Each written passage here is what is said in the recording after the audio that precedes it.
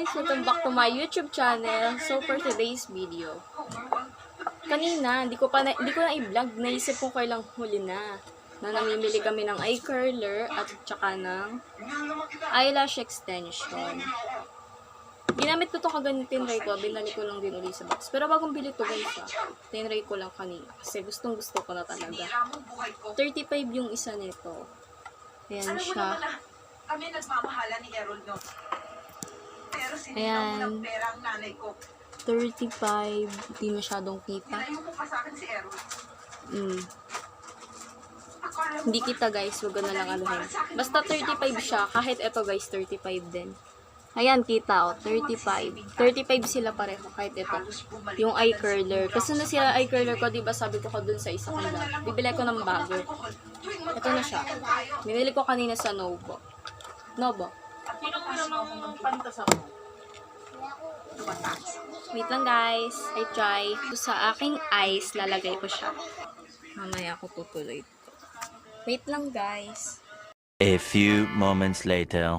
So, hi guys! Eto na ako. Ilagay ko na siya. Ayoko lang ipakita kung paano ko nilagay kasi baka mapahiya ako. Baka maya mali. Kaya joke lang. Mani ka.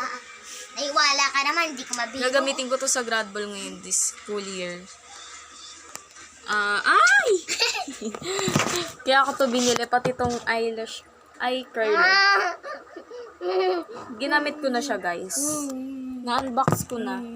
Ito siya, yung lagayan niya. Bukas na yan. Tapos guys, kung hindi nyo natatanong, pati to, bukas na din bukas na din siya. Ano ba yan? Eyelashes? Gusto mo? Wow. Ano yan? Ayan siya guys, ang ganda niya. Hindi ko na talaga pinakita. Ayoko. Gustuhin ko man pero wag na lang. Ilang araw hindi ka natulog.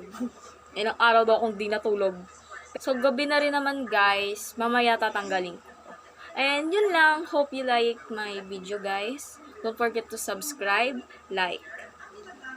Yun lang. Bye-bye mga kadimplians. Love you.